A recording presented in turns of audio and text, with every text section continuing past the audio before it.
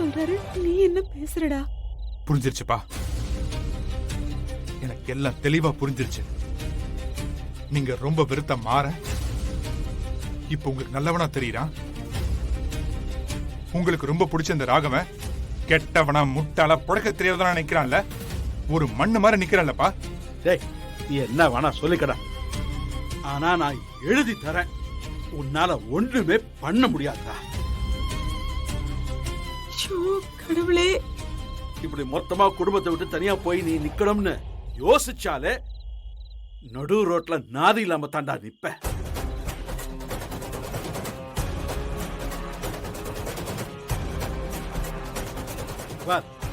என் கூட இருக்கிற வரைக்கும் தாண்டா உனக்கு மதிப்பு. தனியா போனா செல்லா காசு ஆயிடுவேன். ஐயோ, நான் கொஞ்சம் பொறுமையா பேசுனா. என்ன பேசுற? நானு கிளிப்பிள்ளைக்கு சொல்ற மாதிரி படிச்சு படிச்சு சொல்லிக்கிட்டு இருக்கேன். முட்டாள் மாதிரி பேசுறதே பேசிக்கிட்டு இருக்கேன். வேண்டாண்ணா. எவனோ ஒருத்தன் இவனுக்கு பெருசா மந்திரிச்சு விட்டுருக்கான் வள்ளி. அதான் இந்த ஆட்டம் போட்டுக்கிட்டு இருக்கான். டேய் சொல்றா, யாடா உனக்கு கடை திறக்கிறதுக்கு பணம் தரேன்னு சொல்லுது? டேய் சொல்றா, எவன்டா உனக்கு பணம் தரேன்னு சொன்னா? எதுக்குப்பா எதுக்குப்பா? அவர்கிட்ட பிரச்சனை பண்ணி எனக்கு உதவி பண்ணக்கூடாதுன்னு சொல்லவா? ஏய் அப்பா, இத்தனை நாள் அந்த வீட்டுல வளர்ந்துருக்கேன். நீங்க சொல்றதெல்லாம் கேட்டு நடந்து உங்க காலையை சுத்தி சுத்தி வந்திருக்கேன். ஆனா நீங்க என் மேல வைக்காத நம்பிக்கை எவனோ ஒருத்தர் என் மேல வைக்கிறான்ல. என்ன பொறுத்த வரைக்கும் உங்க எல்லாத்தையும் விட அவன் தான்ப்பா பெரியவனா தெரியறான்.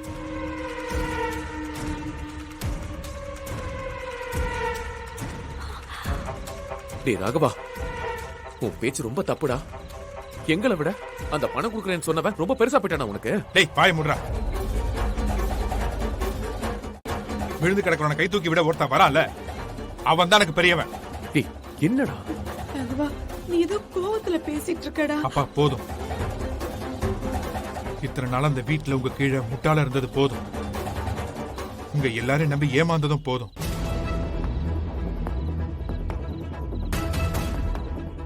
இனி யார என்ன வச்சு காப்பாத்தணும்னு அவசியமே இல்லப்பா. நான் தனியா நின்று ஆளாய் காட்டுறேன். டேய் நான் என்ன சொன்னீங்க? உங்க யாரோட துணை இல்லனா நான் நடு ரோட்ல செல்ல காசா நிப்பனா? பாப்போம். நான் செல்ல காசா?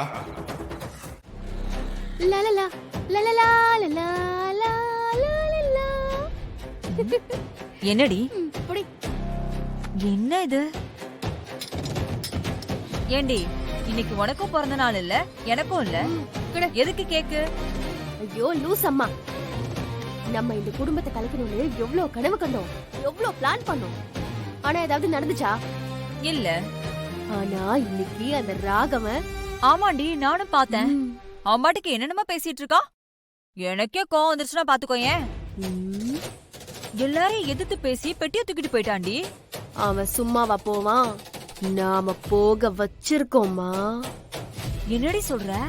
ஆமாம்மா, எல்லாமே என்னோட பிளான். எப்படி சொல்லி வச்ச மாதிரி ஃபர்ஸ்ட் விக்கெட்டை எடுத்தனா? இது வெறும் ஆரம்பம் தான். அடுத்தடுத்து ஒரு விக்கெட்டையும் எப்படி எடுக்கிறேன்னு பாருமா. செலிப்ரேட் பண்ணலாமா?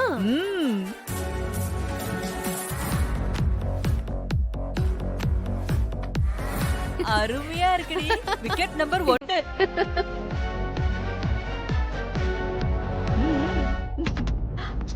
மா வா சேர்ந்து கத்துங்க. புடி.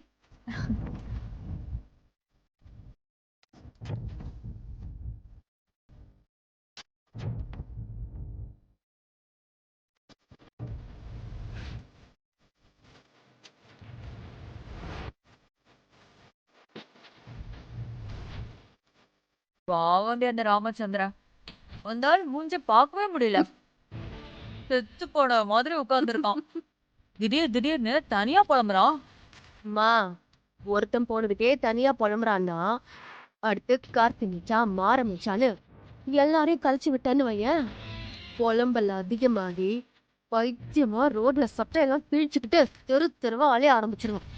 நிஜமா வாடி? அதெல்லாம் நடக்குமா? கண்டிப்பா. அந்த ஆளோட வீக்னஸே அதாம்மா. இந்த பழைய மீட்டர் பாக்ஸ்ல எல்லாம் 3 ஃபியூஸ் இருக்கும்ல, அதுல ஒண்ண புடுங்கினாலும் மொத்த பவரும் போயிடும்லமா. அப்படிதான் அந்த ஆளோட நிலைமை. அடுத்து வரிசையா 2 விக்கெட்டையும் எடுத்தா அந்த ஆளோட பவரு 0. ஆமாண்டி. ஏண்டி, எனக்கு இந்த ராகவ மேல நம்பிக்கையே இல்ல. அவன் மனசு மாறி திரும்ப வந்துட்டானா? இவன் அவன் மேல இருக்கிற பாசத்துல மன்னிச்சு ஏத்துக்கிட்டானா? சான்ஸே இல்லம்மா. ராமச்சந்திரன் ரொம்ப வீம்பு பிடிச்சவன். அவன் பேசின பேச்சுக்கு திரும்பலாம் ஏத்துக்க வாய்ப்பே இல்ல. கழுத்து மேலே 2 போட்டு இந்த பக்கம்லாம் வராதுன்னு துரத்தி விட்டுருவான். நீ வேணா பாரு. அப்படியா? அப்ப இன்னொரு வாய்.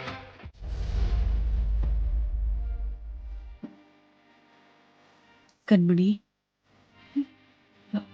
ராகவனுக்கு ஒரு ஃபோன் பண்ணி பாரு. கண்மணி, ஒரே ஒரு ஃபோன் பண்ணி பாருமா. யார் சொன்னாலும் அவன் கேட்க மாட்டான். ஆனா நீ சொன்னீன்னா கண்டிப்பா அவன் புரிஞ்சுப்பான். ஃபோன் பண்ணு.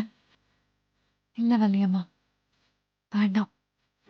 வேணாமா? ஏன் வேணாங்கிற? இல்லம்மா, அவர் ஒரு முடிவு எடுத்துட்டு போயிருக்காரு. அதுல நான் தலையிட விரும்பல.